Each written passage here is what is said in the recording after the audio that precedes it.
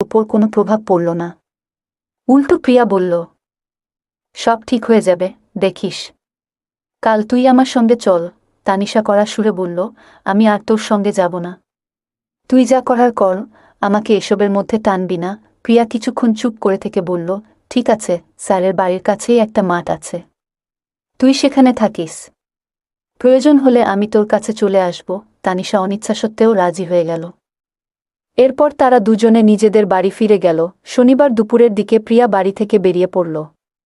সে তানিশাকে বলেছিল, আমি গণিতের সমস্যার সমাধান করতে যাচ্ছি, তুই আমার জন্য প্রার্থনা কর।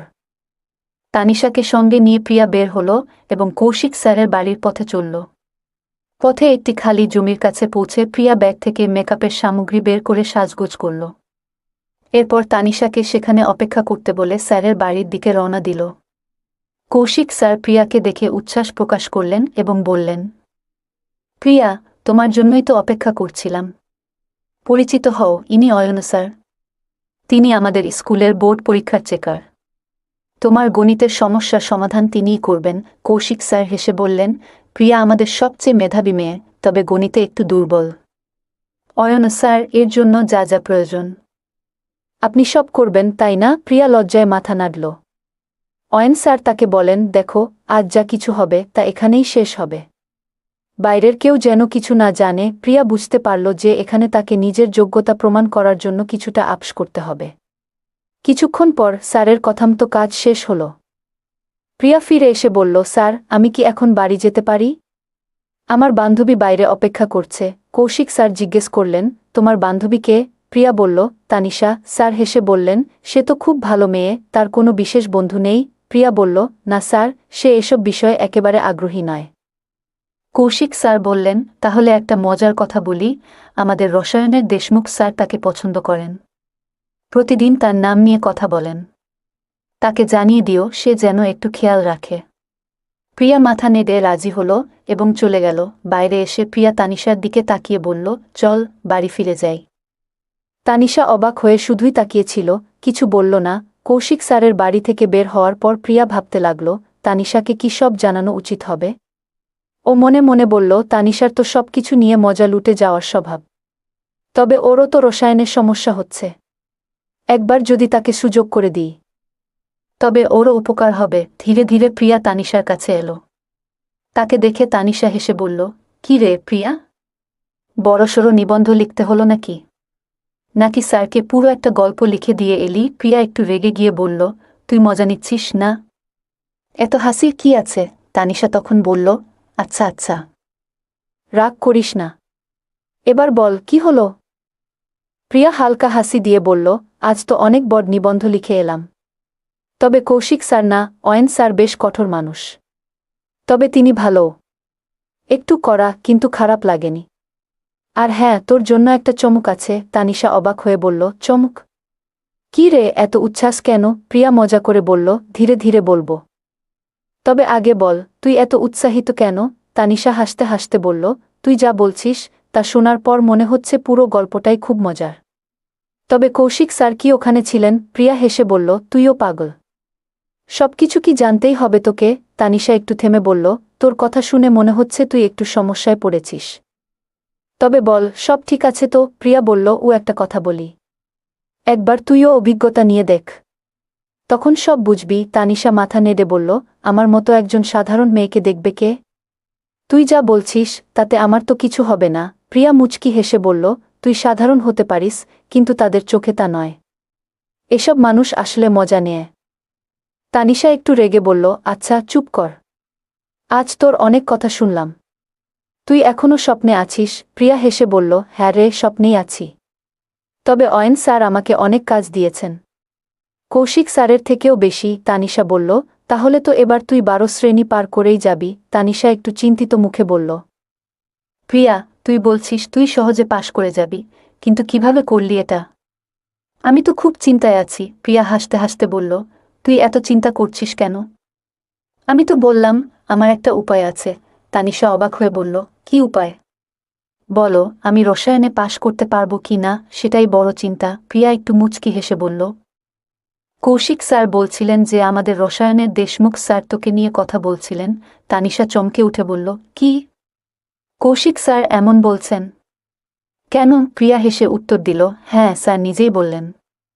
দেশমুখ স্যার নাকি তোর পড়াশোনার দিক থেকে বেশ আগ্রহী। তানিশা চিন্তিত মুখে বলল, আমারও মনে হচ্ছিল দেশমুখ স্যার আমাকে লক্ষ্য করছে। কয়েকবার তো আমাকে আলাদা করে কথা বলার চেষ্টা করেছে। প্রিয়া মজা করে বলল, তাহলে যা, তার সঙ্গে কথা বল।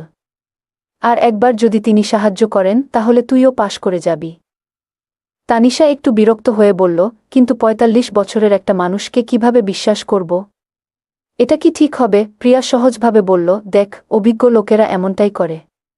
তবে তুই নিজেই সিদ্ধান্ত নে। তানিশা বলল, কিন্তু এসব ঠিক বলে মনে হচ্ছে না। প্রিয়া মাথা নেড়ে বলল, দেখ তানিশা, তুই যদি পাশ করতে না পারিস তাহলে কি আবার মাধ্যমিক শ্রেণীতে বসতে চাইবি? বাড়িতে কত চাপ পড়বে সেটা ভেবে দেখো। তানিশা বলল, ঠিক বলেছিস। বাড়ির লোকেরা এত কষ্ট করে পড়াচ্ছে, যদি পাশ না করতে পারি খুব সমস্যা হবে। প্রিয়া হেসে বলল, তাহলে এবার সিদ্ধান্ত নিয়ে ফেলো। তানিশা একটু ভেবে বলল, ঠিক আছে, তবে আমার চিন্তা একটাই, যদি উনি পরে অন্য কাউকে এসব বলেন। প্রিয়া হেসে বলল, আরে, দেশমুখ স্যার নিজে দুধে ধোয়া তুলসী পাতা নয়। ফিজিক্সের শিবানী ম্যাডামের সঙ্গে কতবার ল্যাবে দেখা গেছে তাকে। তুই ভাবিস না আমি জানি কিভাবে এসব সামলাতে হয়। তানিশা বলল, কি বলছিস প্রিয়া? এ কেমন স্কুল? আমার তো মাথা খারাপ হয়ে যাচ্ছে। প্রিয়া মজা করে বলল, দেখ, এইসব চিন্তা ছেড়ে দে, মাথা ঠান্ডা রাখো, সব সমস্যাকে মিক্সারে দিয়ে গুড়িয়ে ফেলো, তারপর দেখ কত আরাম পাবি। তানিশা চিন্তিত মুখে বলল, আমি একটু ভাবব। এটা সহজ সিদ্ধান্ত নয়। রাজারানী হয়ে থাকার স্বপ্ন ত্যাগ করে এমন কিছু করাটা সহজ নয়। প্রিয়া মুচকি হেসে বলল, দেখো, তুই যা খুশি করো, তবে মনে রাখিস পাশ করাটা জরুরি, আর জীবন চলার জন্য এইটুকু ত্যাগ করতেই হবে।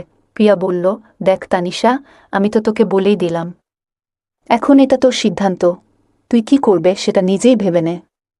তবে কৌশিক স্যারকে জানাতে হলে আগে থেকে বলে দিস। তানিশা বলল, ঠিক আছে প্রিয়া, এবার চলো, অনেক দেরি হয়ে গেছে। প্রিয়া ক্লান্ত মুখে বলল, ঠিক বলেছিস, আমিও একটু বিশ্রাম নিতে চাই, পা দুটো এত ব্যথা করছে। এরপর দুজনে নিজেদের বাড়ির দিকে হাঁটা দিল। তানিশা বাড়ি ফিরেও প্রিয়ার কথাগুলো মনে মনে ভাবতে লাগল। নিজের ঘরের আয়নার সামনে দাঁড়িয়ে নিজের প্রতিচ্ছবি দেখে সে ভাবল, আমি কি সত্যিই এতটা বিশেষ? দেশমুখ স্যার যদি সত্যিই আমার প্রতি আগ্রহী হন, তাহলে কেন?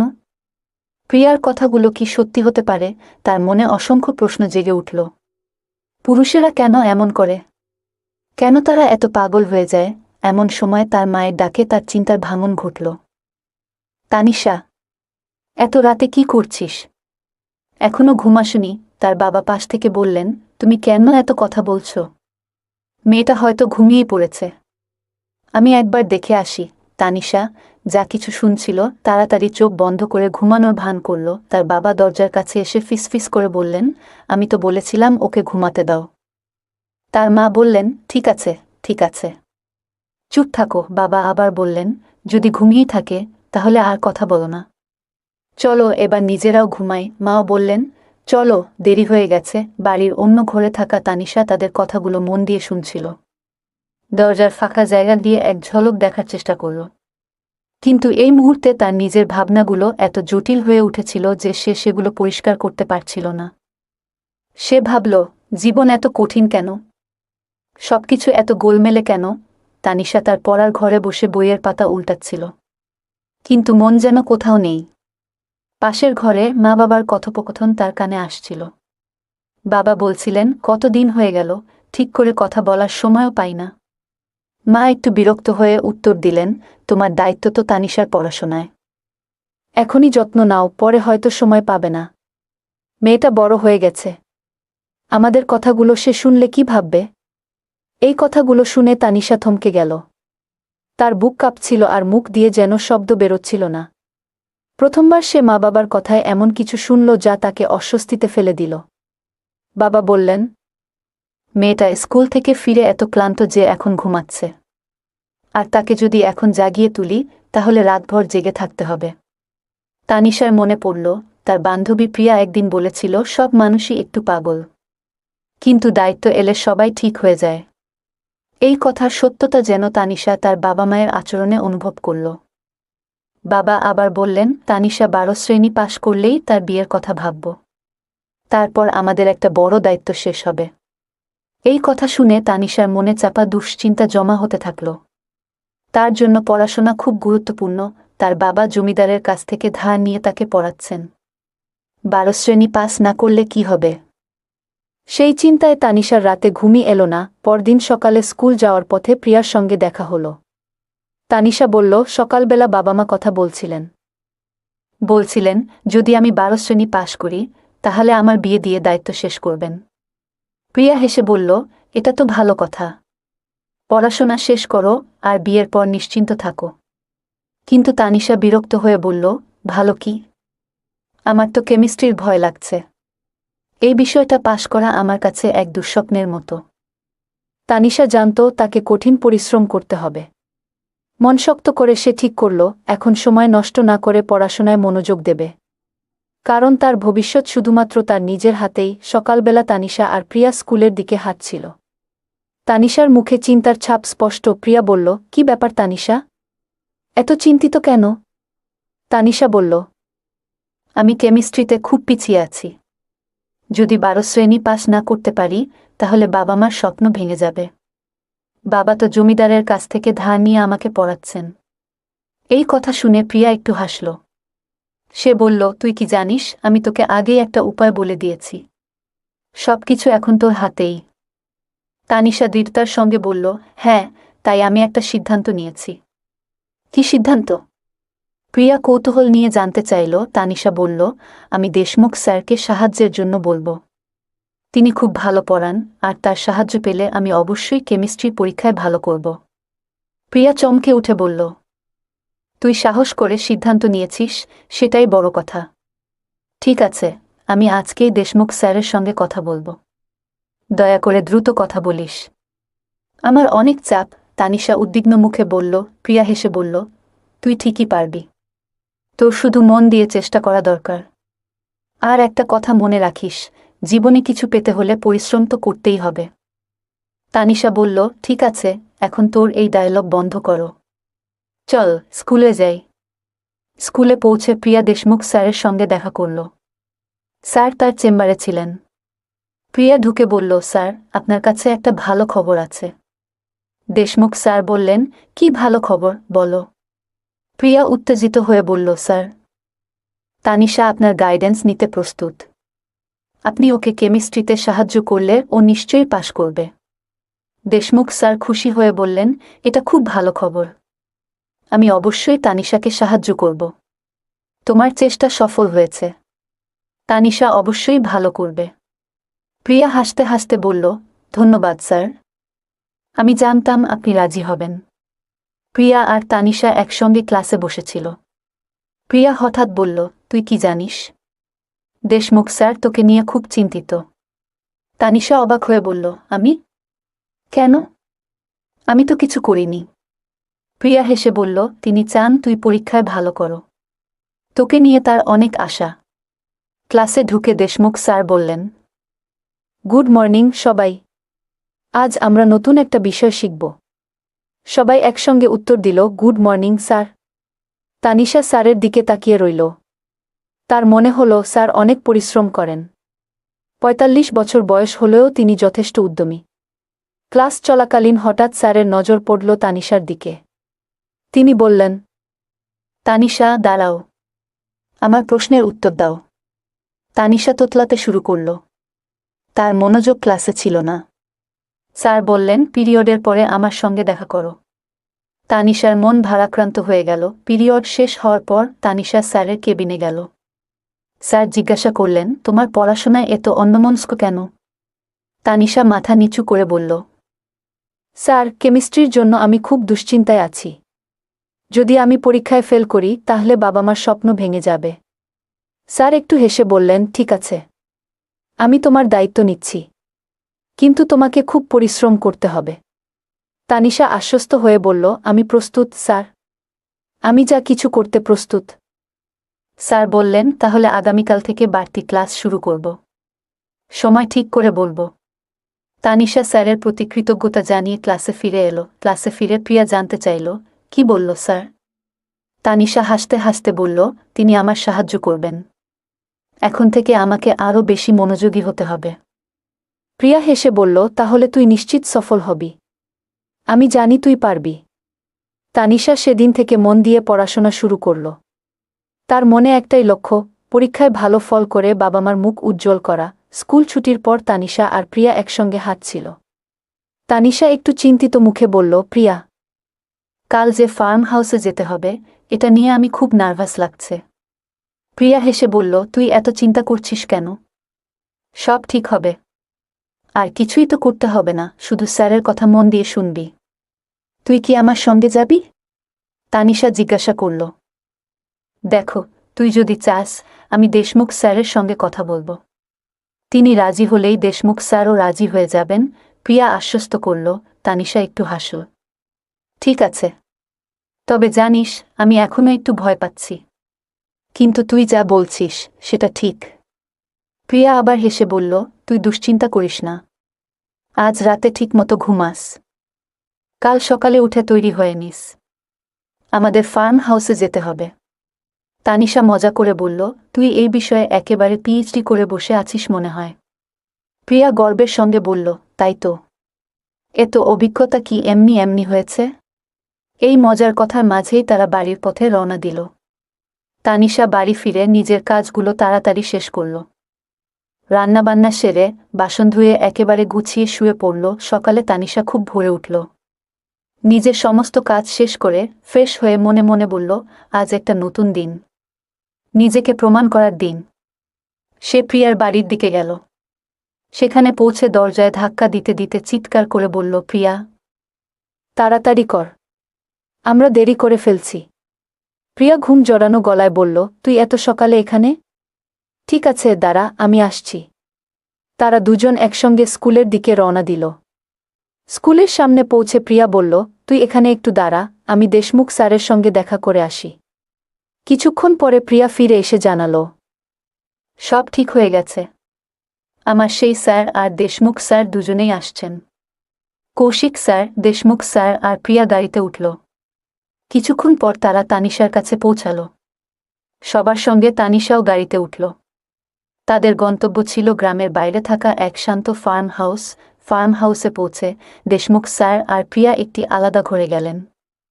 তানিশা আর কৌশিক স্যার একটি রুমে বসে পড়াশোনা নিয়ে আলোচনা শুরু করল। ফার্ম হাউসে পৌঁছানোর পর দেশমুখ স্যার এবং প্রিয়া একটি ঘরে গেলেন। দেশমুখ স্যার তানিশাকে নিয়ে অন্য একটি ঘরে ঢুকলেন। ঘরে ঢুকে তানিশা চারপাশটা দেখল। মেঝেতে নরম কার্পেট, জানালা দিয়ে আসা হালকা বাতাস, সবকিছু যেন স্বপ্নের মতো মনে হচ্ছিল। নিজের ভেতরে একটু নার্ভাস অনুভব করছিল তানিশা। ভাবছিল, পরীক্ষায় পাস করার জন্য আমি যে সিদ্ধান্ত নিয়েছি তা কি সঠিক? আমি কি ঠিক পথে আছি? এমন সময় দেশমুখ স্যার জিজ্ঞাসা করলেন, তানিশা, তুমি কি একটু ভয় পাচ্ছ? তানিশা সৎভাবে উত্তর দিল, হ্যাঁ স্যার, একটু তো লাগছেই। দেশমুখ স্যার হেসে বললেন, দেখো, ভয়ের কিছু নেই। আমি তোমাকে সাহায্য করার জন্যই এখানে এসেছি। তুমি মন দিয়ে পড়াশোনা করো, বাকিটা আমি দেখব। তানিশা কিছুটা শান্ত হল। সে জিজ্ঞাসা করল, স্যার, আপনি কি নিশ্চিত আমি পাস করতে পারব? দেশমুখ স্যার দৃঢ়ভাবে বললেন, হ্যাঁ, আমি প্রতিশ্রুতি দিচ্ছি যে তোমার পাস করা আমার দায়িত্ব। তবে একটা কথা মনে রাখবে, পরিশ্রম ছাড়া কোনো কিছুর ফল পাওয়া যায় না। তাই মনোযোগ দিয়ে কাজ করো। তানিশা মাথা নেড়ে সম্মতি জানাল। সে অনুভব করল, তার ভয়ের পরিবর্তে ধীরে ধীরে আত্মবিশ্বাস বাড়ছে। ঘরটির নিরিবিলি পরিবেশে দেশমুখ স্যার পড়াশোনার পরিকল্পনা শুরু করলেন। তানিশাও মন দিয়ে তার নির্দেশ শুনতে শুরু করল। দেশমুখ স্যার তানিশার দিকে তাকিয়ে বললেন, জীবনে কোনো কিছু বিনা পরিশ্রমে পাওয়া যায় না। আজ তোমার সুযোগ এসেছে নিজেকে প্রমাণ করার। তুমি কি প্রস্তুত? তানিশা নির্বে মাথা নাড়ল। তবে তার মনের ভেতর এক ধরনের অজানা ভয় কাজ করছিল। দেশমুখ স্যার পাশে বসে তাকে আশ্বস্ত করলেন, তানিশা, মনোযোগ দাও। পরীক্ষায় ভালো ফলাফল করার জন্য এই পড়াশোনা খুব জরুরি। আমি জানি তোমার ভেতর সাহস আছে, তাই তুমি এটা করতে পারবে। তানিশা শান্তভাবে বলল, স্যার, আমি চেষ্টা করব। তবে এটা আমার জীবনে প্রথমবার। দেশমুখ স্যার হেসে বললেন, আমি আছি তোমার পাশে। সবকিছু ঠিকঠাক হবে।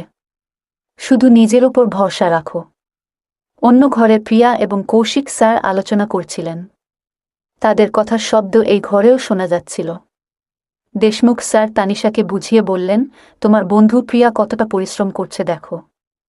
আমিও চাই তুমি নিজের সর্বোচ্চটা দাও। তানিশা মাথা নাড়ল। সে ধীরে ধীরে নিজের ভয় কাটিয়ে উঠতে লাগল। কয়েক ঘন্টার নিবিড় অধ্যবসায়ের পর দেশমুখ স্যার বললেন, তোমার পড়ার অগ্রগতি দেখে আমি খুশি। আজ অনেকটা শেখা হয়েছে। এদিকে স্কুল ছুটির সময় ঘনিয়ে এলো। প্রিয়া এসে তানিশার সঙ্গে কথা বলল, তোমার কেমন লাগছে? তানিশা মুচকি হেসে বলল, অনেক ভালো। মনে হচ্ছে সবকিছু সহজ হয়ে যাবে। পরীক্ষার প্রস্তুতি শেষ করে তারা বাড়ি ফিরল। সেই দিনগুলো কঠোর অধ্যবসায়ে কেটে গেল। অবশেষে পরীক্ষা হলো।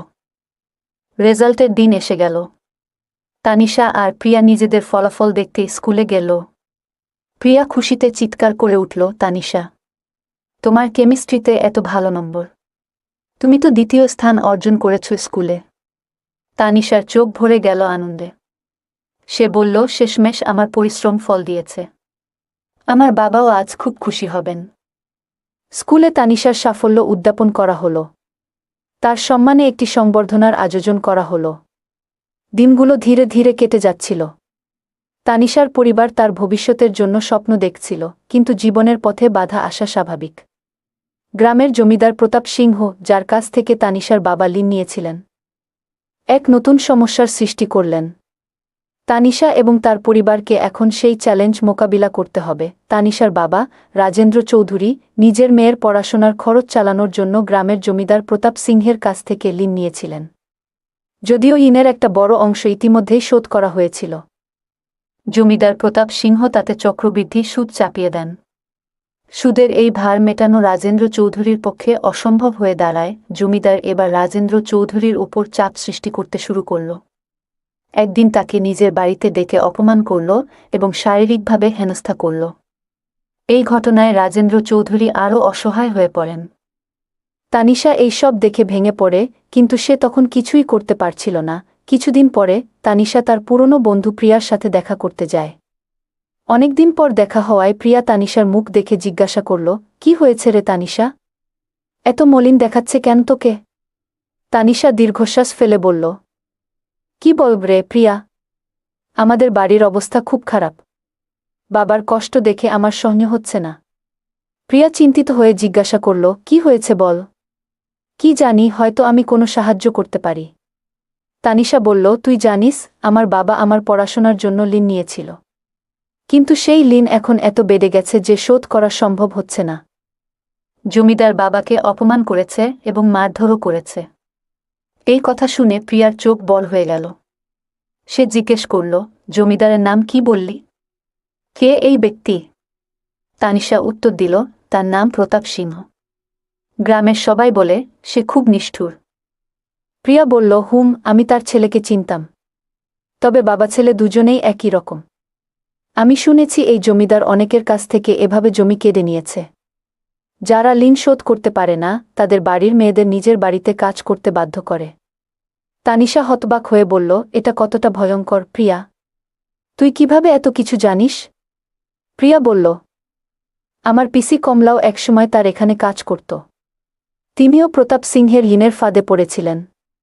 একবার বাগান করার জন্য পিসি তার কাছ থেকে টাকা ধার নিয়েছিলেন, আর তারপর এই দুর্বিপাকে পড়েন। তানিশা বলল, তোর পিসি এত সৎ আর সরল, উনি কিভাবে ফাঁসলেন? প্রিয়া বলল, পিসির এক বন্ধু ছিল, প্রিয়াঙ্কা। সেই তাকে ভুল পথে চালিত করেছিল। পরে সবাই তাকে একা ফেলে পালিয়ে যায়। পিসি বহু কষ্ট করে সেই অবস্থার থেকে বেরিয়ে আসেন। এই কথা শুনে তানিশা বলল, পুরুষদের এই সমাজ আমাদের এত সমস্যায় ফেলে দেয় প্রিয়া, কি ভয়ঙ্কর অবস্থা আমাদের। তানিশা দীর্ঘশ্বাস ফেলে বলল, বুঝলি প্রিয়া, বাবার ঋণের চাপ আর সহ্য করতে পারছি না। আমাদের কিছু একটা করতে হবে। প্রিয়া পরামর্শ দিল, তুই কাজ শুরু করো, এতে কিছুটা সাহায্য হবে। তানিশা মাথা নিচু করে বলল, বাবা আমাকে কাজ করতে দেবে না। প্রিয়া জিজ্ঞাসা করল, তাহলে কি করবি? তানিশা দৃঢ়স্বরে বলল, আমি জমিদারের কাছে যাব। প্রিয়া চমকে উঠল। তুই পাগল? জমিদার প্রতাপ সিংহ খুবই ভয়ঙ্কর। তানিশা বলল, ঝুঁকি তো নিতেই হবে। বাবার জন্য সব করতে পারি। সেদিন রাতে প্রিয়াকে নিয়ে জমিদারের বাড়িতে পৌঁছাল তানিশা। সাহস করে প্রাসাদের ভেতরে ঢুকল। গম্ভীর কণ্ঠে জমিদার জিজ্ঞাসা করল, কেন এসেছ? তানিশা বলল, বাবার ঋণের বিষয়ে কথা বলতে। কিছুটা ছাড় চাই। জমিদার হেসে বলল, তোমার বাবার জন্য ছাড় দেব কেন? তানিশা দৃঢ়স্বরে বলল, আমি কাজ করতে রাজি, তবে আমাদের ঋণ মাফ করতে হবে। জমিদার বলল, তোমার সাহস আছে। আমি তোমার পরিবারকে ঋণমুক্ত করব, তবে আমার শর্তে কাজ করতে হবে। তানিশা প্রাসাদ থেকে বেরিয়ে প্রিয়াকে সব জানাল। প্রিয়া বলল, তুই বড় ঝুঁকি নিচ্ছিস, তবে আমি তোর পাশে আছি। তানিশা বলল, বাবার জন্য এটা করতেই হবে। রাতের খাবার শেষ করার পর দুজন একসাথে বেরোল। পরিকল্পনা অনুযায়ী প্রিয়া ফোনে রমনের সাথে কথা বলল এবং তাকে আমবাগানে নিয়ে গেল। এর মধ্যে তানিশা জমিদারের বাড়ির পেছনের দরজা দিয়ে ভেতরে ঢুকে পড়ল। বাড়ির পরিবেশ ছিল নিস্তব্ধ। তানিশা ভেতরে গিয়ে জোরে ডাকল, মালিক। জমিদার ঘরের ভেতর থেকে বলল, এসো তানিশা, তোমারই জন্য অপেক্ষা করছিলাম। তানিশা ঘরে ঢুকে বলল, মালিক, আমি আমার বাবার ঋণের বিষয়ে কথা বলতে এসেছি। আমার একটাই অনুরোধ, দয়া করে আমাদের ঋণ মাফ করে দিন। জমিদার কিছুক্ষণ চুপ করে থেকে বলল, আমি টাকা বা সোনা চাই। তা পেলে তোমার বাবার ঋণ মাফ করে দেব। তানিশা মাথা নিচু করে বলল, মালিক, এটা আমার বাবাকে বলবেন না। কেবল ঋণ মাফ করে দিন। জমিদার মুচকি হেসে বলল, ঠিক আছে, আমি তোমার বাবার জন্য আরও কিছু সাহায্য করব। তবে তোমার কথা রাখার দায়িত্ব তো না। তানিশা বলল, না বাবা, বাড়ির কাজ করা তো আমার দায়িত্ব, আপনি বরং বিশ্রাম নিন। রামধন মৃদু হেসে বললেন, তুমি অনেক যত্নশীল মেয়ে, তোমার মতো মেয়েকে বোমা হিসেবে পেয়ে আমরা ভাগ্যবান। তানিশা মাথা নিচু করে হাসল। এরপর থেকে তারা দুজনেই প্রতিদিন নিজেদের কাজ সেরে বাড়ি পরিষ্কার এবং সময় কাটাতে শুরু করল। এভাবেই তানিশার জীবন চলতে থাকল। অপরদিকে প্রিয়ারও বিয়ে হয়েছে, সেও তার বিবাহিত জীবনে সুখী নয়। বন্ধুরা, গল্পটা কেমন লাগলো জানাতে ভুলবেন না। এই রকম আরও গল্প শুনতে চাইলে কমেন্টে জানাও। বন্ধুরা, যদি এই গল্পটি ভালো লেগে থাকে তাহলে দয়া করে ভিডিওটি লাইক করুন এবং আমাদের চ্যানেলটি সাবস্ক্রাইব করুন। ধন্যবাদ। দেখা হবে আমাদের পরবর্তী ভিডিওতে।